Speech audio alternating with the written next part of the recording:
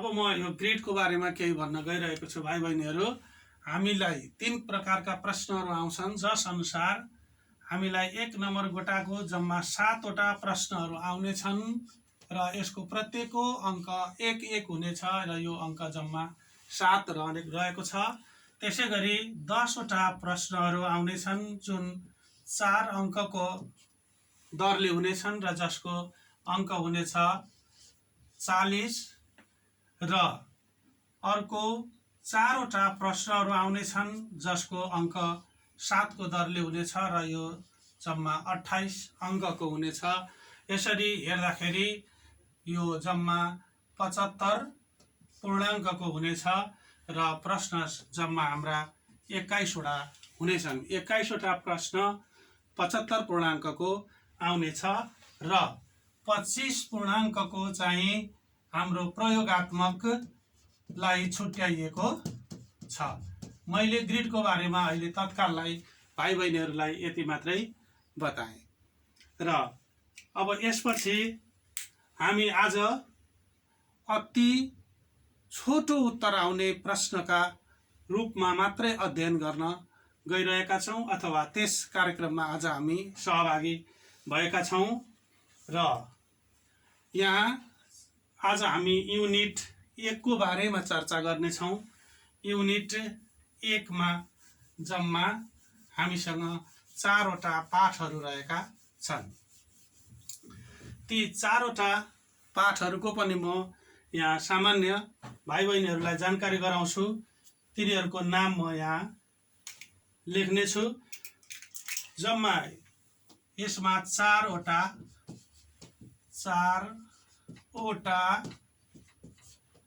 पाठहरू समावेश भएका छन् भनेर मैले यसलाई छोटकरीमा भाइ बहिनीले बुझ्छ हुँदै भन्ने मलाई लागेको छ। यो 4 वटा पाठहरू यसमा समावेश भएको छ जस अन्तर्गत ती पाठहरू मानव संसाधन विकास, यसको नाम हो मानव संसाधन विकास। त्यसै गरेर दोस्रो हो मानव विकास सूचकाङ्क र नेपाल मानव विकास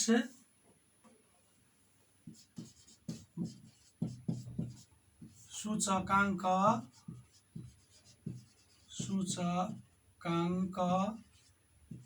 र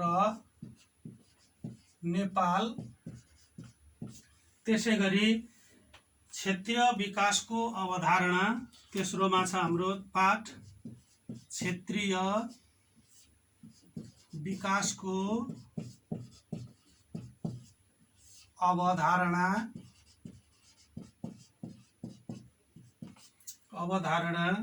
र संघीयता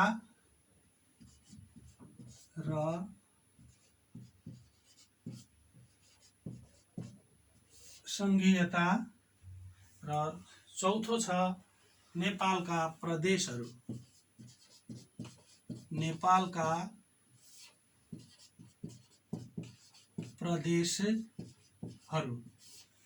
यसरी एकाइ 1 मा जम्मा 4 वटा पाठहरू छन् भने यी 4 वटा पाठहरूलाई पनि विभिन्न उप एकाइहरूमा विभाजन गरिएको छ जस अनुसार मानव संसाधन विकास, मानव संसाधनको परिचय, मानव संसाधन विकासको अवस्था, यसको आवश्यकता, महत्त्व, प्रक्रिया, चुनौती तथा भावी दिशा, मानव विकास सूचकाङ्क र नेपालको अवस्था, क्षेत्रीय विकासको अवधारणा र संघीयताको परिचय र नेपालका प्रदेशहरूको भौगोलिक, आर्थिक र सामाजिक अवस्थाबारे हामी जानकारी लिनेछौँ। समयले हामीलाई कतिको साथ दिन्छ, हामी यिनै पाठहरूका आधारमा यसबाट यी परीक्षामा सोध्न सक्ने अति छोटो उत्तर आउने 1 नम्बर गोटाका केही सम्भावित प्रश्नहरूका बारेमा अब छलफलमा सहभागी हुनेछौँ। हुन त यस युनिटबाट 4 अङ्कको छोटो उत्तर आउने अर्को एउटा प्रश्न पनि आउँछ, तर आज हामी त्यो छोटो प्रश्नका बारेमा छलफल नगरी मात्र हामी अति छोटो उत्तर आउने केही सम्भावित प्रश्नहरूका आधारमा अब छलफलमा सहभागी हुनेछौँ। विद्यार्थी भाइ बहिनीहरू, सम्भव भएसम्म म भाइ बहिनीहरूले लेख्न सक्ने गरी विस्तारै रूपमा यहाँ केही प्रश्नहरू उल्लेख गर्दै त्यसको उत्तर पनि समावेश गर्नेछु। जस अनुसार अघि हामीले यी 4वटा पाठहरूभित्र अध्ययन गर्ने विषयवस्तुहरू जे थिए, उपशीर्षकहरू, तिनीहरूकै आधारमा केही प्रश्नहरू तयार गरेको छु। हुन त विद्यार्थी भाइ बहिनीहरू यसै तयारीका लागि अध्ययन गरिरहेका पनि छौ र तिमीहरूको सरहरूले पनि यी सबै पाठहरू पढाइ पनि सक्नुभएको छ। तथापि म केही यसलाई भाइ बहिनीहरूलाई सरल होस्, सहज होस् र पढाइको निरन्तरता रहोस् भन्ने उद्देश्यले तिनै प्रश्नहरूलाई यहाँ रिपिट गर्न गइरहेको छु। सर्वप्रथम त एउटा प्रश्न हामी बनाऊ। यहाँ मैले मानव संसाधन विकास मात्रै भने भाइ बहिनीहरूले बुझ्नलाई चाहिँ त्यति कठिन हुँदैन, किनभने यो प्रश्न जस्तो बनायो त्यस्तै बन्न सक्छ। उदाहरणको लागि मानव संसाधन विकास भनेको के हो? मानव संसाधन विकास केलाई भनिन्छ? यस्ता खालका भाषागत कुराहरू आउन सक्छन्। तसर्थ म भाइ बहिनीहरूलाई मात्रै यहाँ मानव संसाधन विकास भनेर यहाँ लेख्दैछु है त। भाइ बहिनीहरूले पक्कै पनि बुझ्छन् होला भन्ने मलाई लागेको छ। मानव संसाधन विकास। अब मैले यहाँ यति छोटो लेखेको छ, यहाँ मैले प्रश्न त बनाएको छैन। यसलाई प्रश्न बनाउने हो भने मानव संसाधन विकास भनेको के हो भनेर पनि लेख्न सकिन्छ। मानव संसाधन विकास भन्नाले के बुझिन्छ भन्ने पनि प्रश्न बनाउन सकिन्छ। तसर्थ भाइ बहिनीहरूले जुनसुकै प्रश्न आए तापनि मानव संसाधन विकासका बारेमा लेख्नु पर्यो भने यो म यहाँ लेख्दैछु। भाइ बहिनीहरूले यसलाई ध्यान दिएर सुन्ने पनि हेर्ने पनि है त। विभिन्न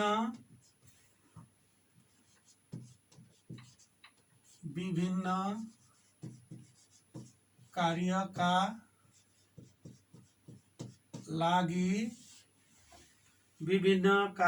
लागि आवश्यक पर्ने जनशक्ति आवश्यक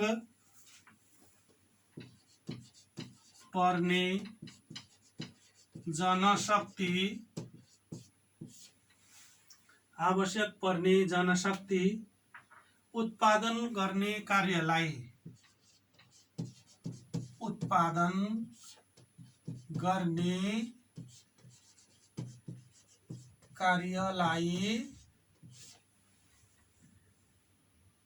मानव संसाधन विकास भनिन्छ। मानव संसाधन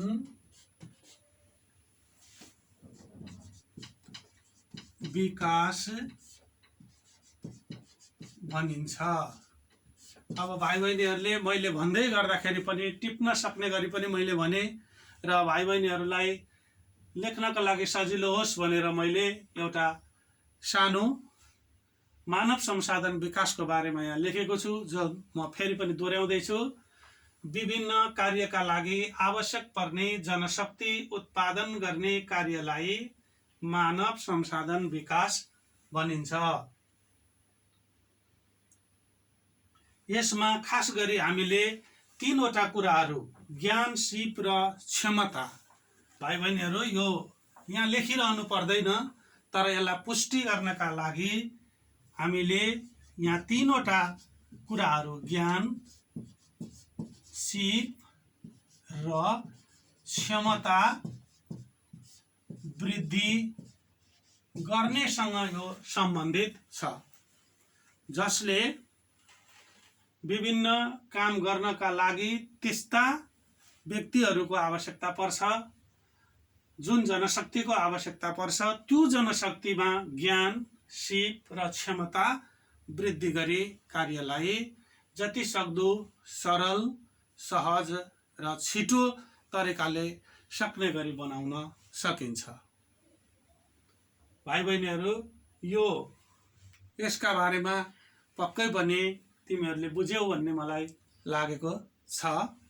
त्यसै गरी यसैसँग सम्बन्धित भएर हामी अर्को एउटा प्रश्न पनि तयार गर्न सक्छौँ। अहिले भर्खर हामीले मानव संसाधन विकास भन्यौँ भने अब हामी मानव संसाधन व्यवस्थापन, यसमा हामी जाँदैछौँ।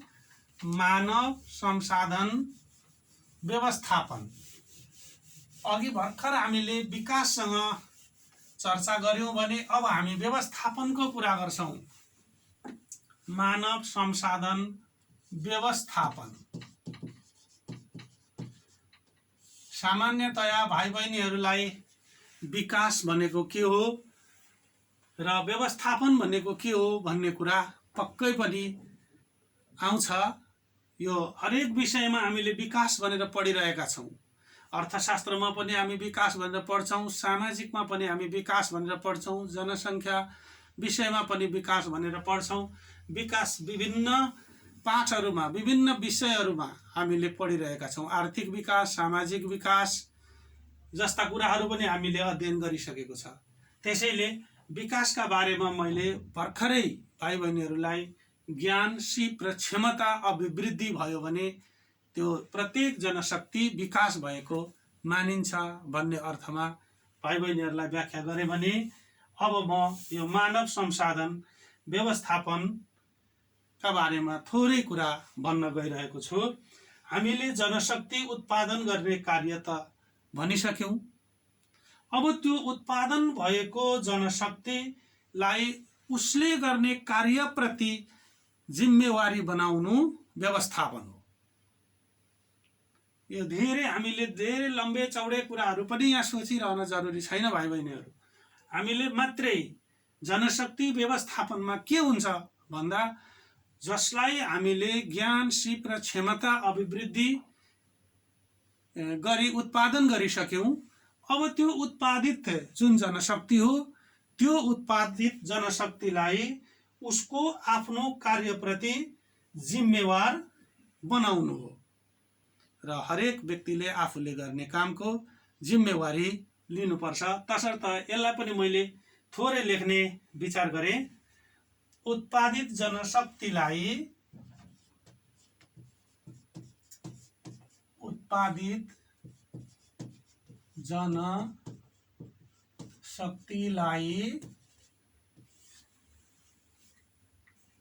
आफ्नो कार्यप्रति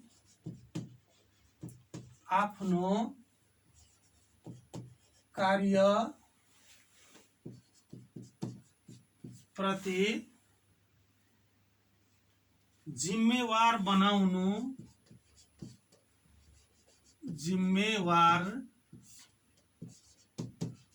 बनाउनुलाई मानव संसाधन व्यवस्थापन भनिन्छ। मानव संसाधन व्यवस्थापन भनिन्छ।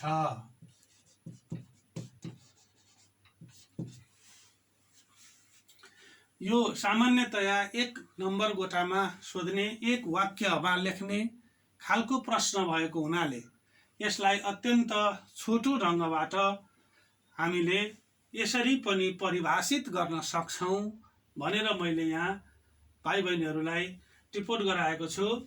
उत्पादित जनशक्तिलाई आफ्नो कार्यप्रति जिम्मेवार बनाउनुलाई मानव संसाधन व्यवस्थापन भनिन्छ। यसको आशय हो त्यो जनशक्ति जुन संस्थामा कार्यरत छ त्यो संस्थाप्रति ऊ उत्तरदायी हुनुपर्छ। जसले जुन काम गरेको हुन्छ त्यो कामको उत्तरदायित्व पनि उसैले वहन गर्नुपर्छ। अघि माथि भनिसक्यो, उसलाई कामप्रति जिम्मेवार बनाउनु हो यसको मूल उद्देश्य। भाइ बहिनीहरू, त्यसै गरी अब यो हामीले सबै प्रश्नहरू यसरी नै लेखेर गयौँ भने त हामीलाई धेरै समय लाग्न सक्ला। म केही मुख्य प्रत्येक उपशीर्षक अन्तर्गतका बारेमा भाइ बहिनीहरूलाई विस्तारसँग भाइ बहिनीले टिप्न सक्ने गरी म भन्दै जान्छु र केही आवश्यक पर्ने कुराहरूलाई यसरी नै यो व्हाइट बोर्डमा लेख्ने प्रयास गर्नेछु। भाइ बहिनीहरू, जस्तो अब यो मानव संसाधनका विषयलाई लिएर थुप्रै प्रश्नहरू हामीले निर्माण गर्न सक्छौँ र भाइ बहिनीहरूलाई यही नै प्रश्न आउँछ भन्ने पनि होइन। यसैसँग सम्बन्धित भएर आउन सक्ने सम्भावित अर्को एउटा प्रश्न पनि बन्न सक्छ। मानव संसाधन विकास गर्न राज्यले कस्तो भूमिका खेल्नुपर्छ? यहाँ राज्यको भूमिका मागिएको छ। मानव संसाधन विकास गर्न एउटा सामान्य व्यक्ति मात्रै आफै सक्षम हुन सक्दैन। त्यसैले उसलाई एउटा दक्ष जनशक्ति बनाउनका निम्ति, उसलाई एउटा साधनको रूपमा उपयोग गर्नका निम्ति राज्यले कस्तो खालको भूमिका खेल्नुपर्छ भन्ने सन्दर्भमा भाइ बहिनीहरूलाई प्रश्न आउन सक्छ। यस्तो खालको प्रश्न आयो भने भाइ बहिनीहरूले लामो धेरैवटा कुराहरू पनि लेखिरहनु पर्दैन। यसमा सम्भवतः कुनै दुईवटा भूमिका, राज्यको कुनै दुईवटा भूमिका उल्लेख गर्नुहोस् भन्न सक्छ। एउटा भूमिका उल्लेख गर्नुहोस् भनेर क्वेसन आउन सक्छ। तसर्थ मैले यसको उत्तर त्यसै हुनाले यहाँ नलेखिकन भाइ बहिनीहरूले बुझ्ने गरी म बिस्तारै भन्छु। सर्वप्रथम राज्यको तर्फबाट नीति तर्जुमा गर्नुपर्छ। कस्तो किसिमले हामीले मानव संसाधन विकास गर्न खोजेको हो सोही अनुसारको नीति हामीले अवलम्बन गर्नुपर्छ अथवा नीति निर्माण गर्नुपर्छ, पहिलो कुरा। दोस्रो कुरा, हामीले पर्याप्त अवसरहरूको सिर्जना गर्नुपर्छ। मानव संसाधन विकास गरेर मात्रै हुँदैन, त्यो विकसित भएको साधनलाई उपयोगमा ल्याउनका निम्ति हामीले विभिन्न अवसरहरूको सिर्जना गर्नुपर्छ। त्यसै गरी मानिस पढेर योग्य त हुन्छ, तर मानिसमा सिपको कमी पनि हुन सक्छ। तसर्थ समय समयमा त्यस्ता व्यक्तिलाई हामीले तालिमको व्यवस्था पनि गर्नुपर्छ। यो राज्यले गराउनुपर्छ, यो राज्यको दायित्वभित्र पर्छ। त्यसै गरी प्राविधिक शिक्षालयहरूको व्यवस्था गर्ने, सैद्धान्तिक शिक्षाले मात्रै आजको विज्ञान र प्रविधिको युगमा जनशक्तिलाई व्यवस्थापन गर्न नसक्ने, त्यस्तो जनशक्तिको विकास गर्न नसक्ने भएको हुनाले यहाँ हामीले के बुझ्न जरुरी छ भने हाम्रै देशमा हामीबाटै त्यस्तो शिक्षाको व्यवस्था हुनु पर्यो जुन शिक्षा प्राविधिक हुनु पर्यो, अनि मात्रै हामीले मानव संसाधन विकास, त्यसको व्यवस्थापन र त्यसको प्रयोग गर्न सक्छौँ। विद्यार्थी भाइ बहिनीहरू, यो मानव संसाधन विकास गर्न राज्यले खेल्नुपर्ने भूमिकामा मैले नीति तर्जुमा गर्ने, पर्याप्त अवसरहरूको सिर्जना गर्ने, तालिमको व्यवस्था गर्ने, प्राविधिक शिक्षालयको व्यवस्था गर्ने भनिसके। त्यसै गरी स्वदेशमा नै बस्ने वातावरण मिलाउने। अब यहाँ स्वदेशमा नै को बस्ने वातावरण मिलाउने भन्ने हुन्छ। हामीले मानव संसाधन विकास गरिसकेपछि, एउटा दक्ष जनशक्ति तयार भइसकेपछि त्यो दक्ष जनशक्ति पलायन हुने अवस्था हामीले हाम्रो देशबाट देखिरहेका छौँ, जसले गर्दा हाम्रो उत्पादकत्व घटेर गइरहेको अवस्था छ, उत्पादन घटेको अवस्था छ। तसर्थ यो विदेश जाने क्रमलाई पनि यसले रोक्न सक्छ। तसर्थ स्वदेशमा नै बस्ने वातावरण सिर्जना गराउने जस्ता यहाँ मैले 5-6 वटा कुराहरू भाइ बहिनीहरूलाई व्यक्त गरेँ। यसमध्ये प्रश्नले जे मागेको छ र जतिवटामा भन्छ त्यतिवटा मात्रै उत्तरहरू लेख्न सकिन्छ। तसर्थ म फेरि यसलाई एकपल्ट प्रश्नको रूपमा हेर्दैछु।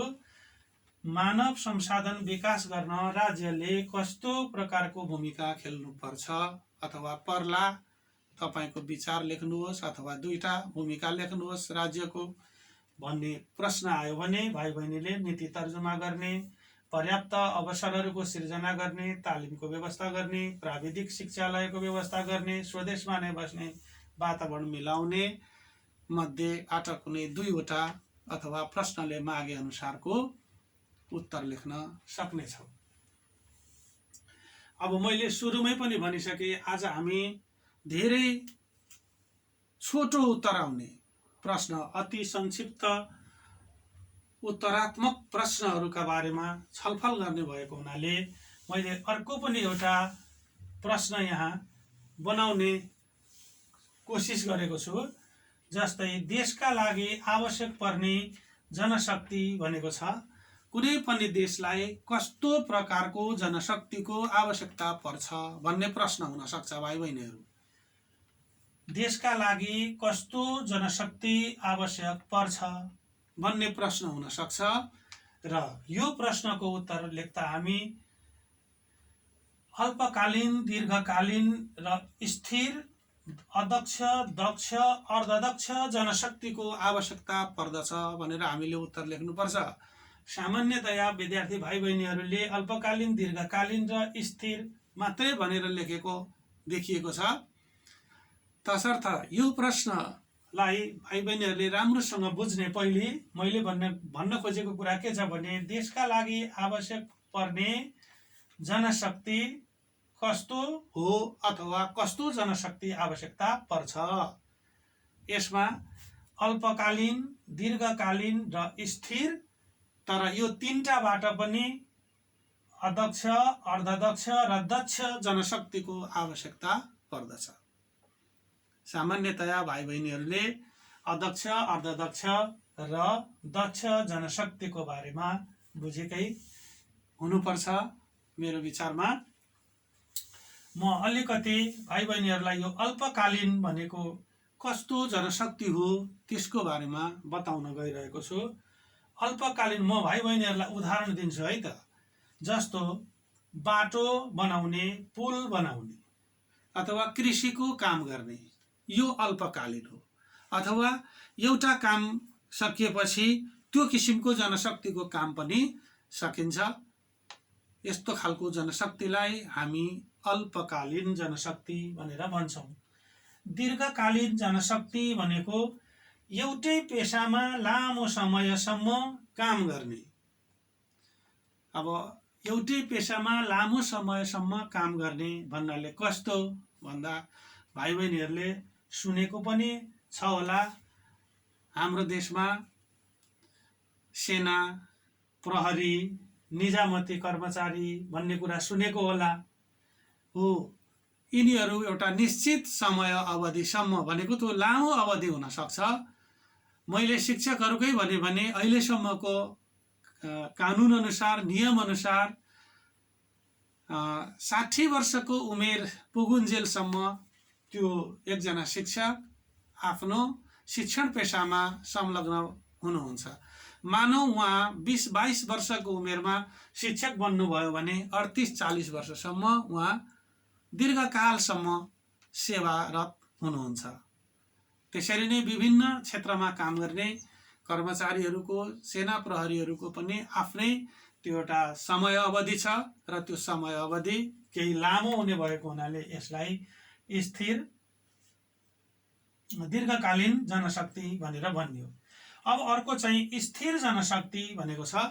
यो स्थिर जनशक्ति भनेको चाहिँ कस्तो खालको भने विशेष गरेर कुनै खास एउटा विषयमा उच्च शिक्षा, ज्ञान, सिप हासिल गरेको, कुनै एउटा विधामा भनौँ अथवा कुनै एउटा क्षेत्रमा भनौँ अथवा कुनै एउटा खास विषयमा उच्च प्रकारको शिक्षा, ज्ञान, सिप हासिल गरेको व्यक्ति।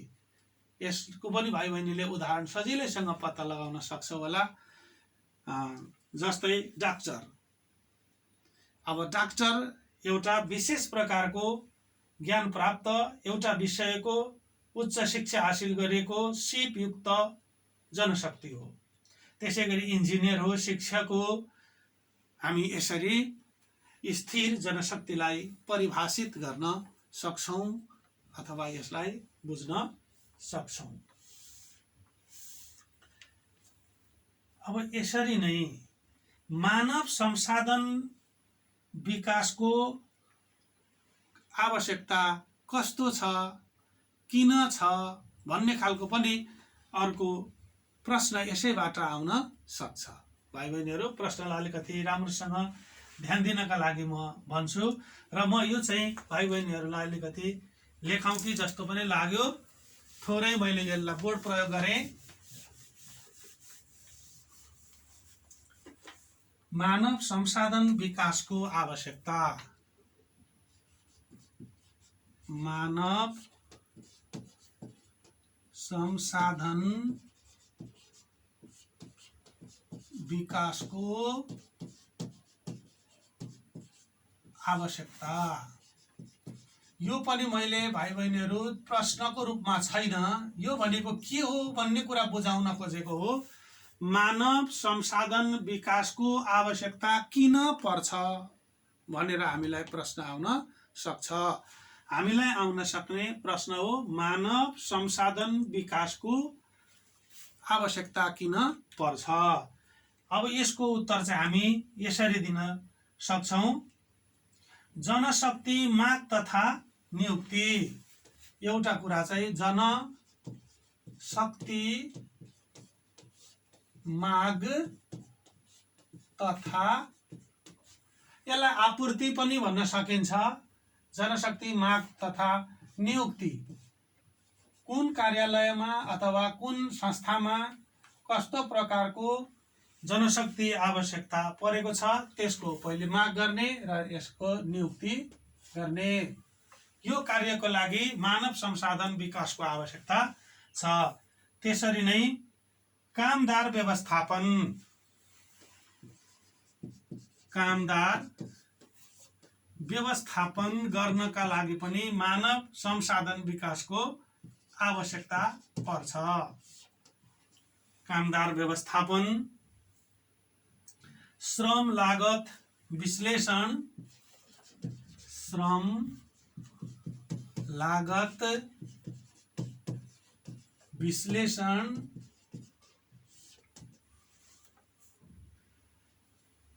कामदारको पर्याप्तता र सम्भावना। कामदारको पर्याप्तता र सम्भावना।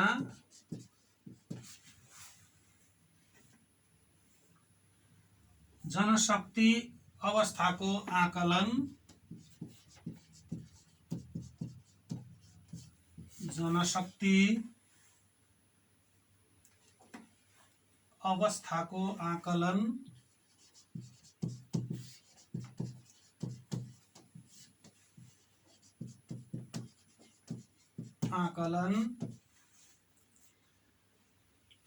संगठनको उत्पादकत्व वृद्धि गर्नका लागि।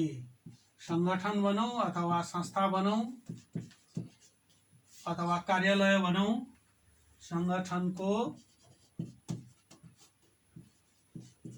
उत्पादकत्व वृद्धिका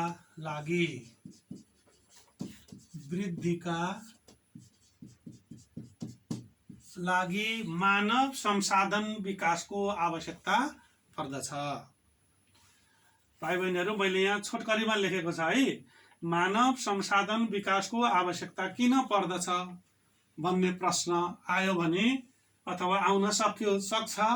त्यसैले यस्तो खालको प्रश्नको उत्तर हामीले लेख्नु पर्यो भने जनशक्ति माग तथा नियुक्ति, कामदार व्यवस्थापन, श्रम लागत विश्लेषण गर्न, कामदारको पर्याप्तता र सम्भावना थाहा पाउन, जनशक्ति अवस्थाको आकलन गर्न र त्यो संस्थाको, त्यो संगठनको उत्पादकत्व वृद्धि गर्नका लागि मानव संसाधन विकासको आवश्यकता पर्दछ।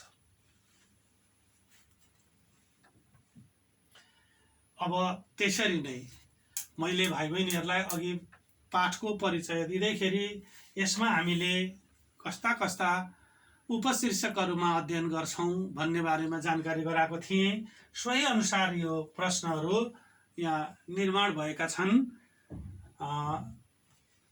मानव संसाधनको महत्त्व पनि हामीले अध्ययन गर्नुपर्ने भएको हुनाले यहाँ मानव संसाधनको महत्त्व कस्तो छ भन्ने खालको पनि प्रश्न आउन सक्छ, अथवा यसको महत्त्वलाई 2 बुँदामा लेख्नुहोस् भनेर पनि आउन सक्छ।